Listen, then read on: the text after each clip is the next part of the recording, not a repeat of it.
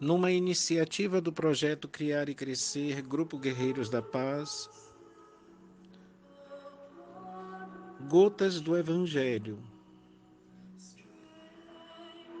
Evangelho segundo o Espiritismo, capítulo 1, item 9. Instruções dos Espíritos. A nova era. Deus é único e Moisés é o Espírito que ele enviou em missão para torná-lo conhecido não só dos hebreus, como também dos povos pagãos.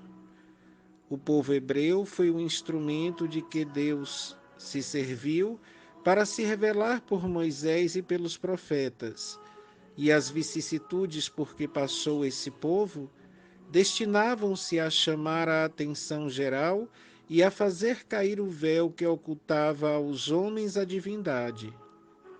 Os mandamentos de Deus, dados por intermédio de Moisés, contêm o germe da mais ampla moral cristã.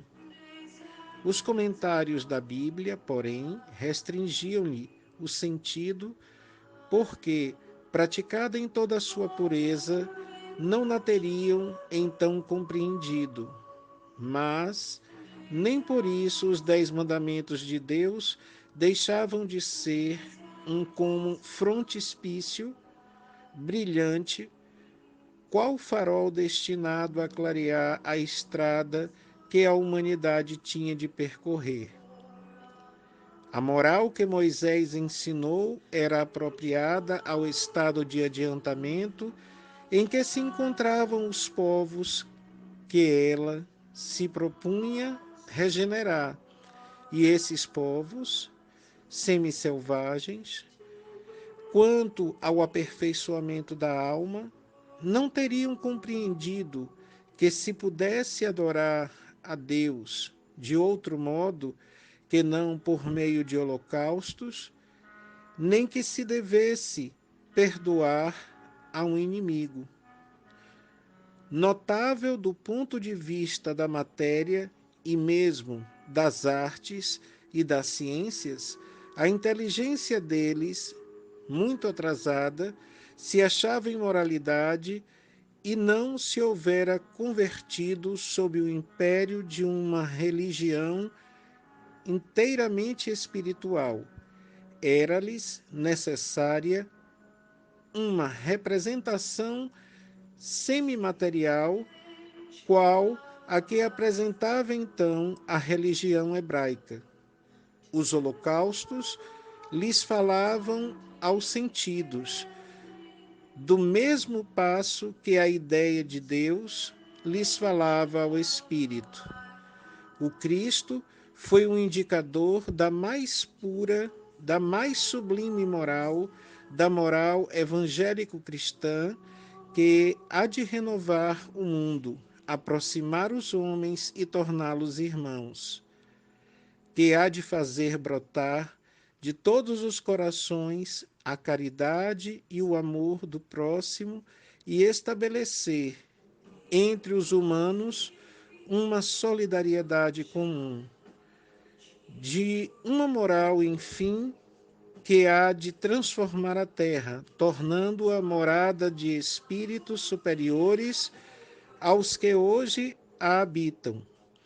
É a lei do progresso, a que a natureza está submetida, que se cumpre, e o Espiritismo é a alavanca de Deus que se utiliza para fazer a humanidade avançar.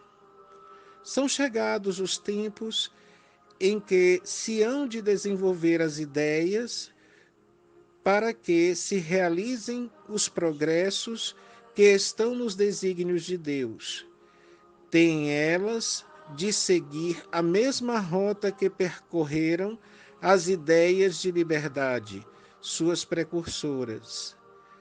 Não se acredite, porém, que esse desenvolvimento se efetue sem lutas. Não. Aquelas ideias precisam, para atingirem a maturidade, de abalos e discussões a fim de que atraiam a atenção das massas. Uma vez isso conseguido, a beleza e a santidade da moral tocarão os espíritos, que então abraçarão uma ciência que lhes dá a chave da vida futura e descerra as portas da felicidade eterna. Moisés abriu o caminho, Jesus continuou a obra, o Espiritismo a concluirá. Um espírito israelita, Mulhouse, 1861. Reflexão.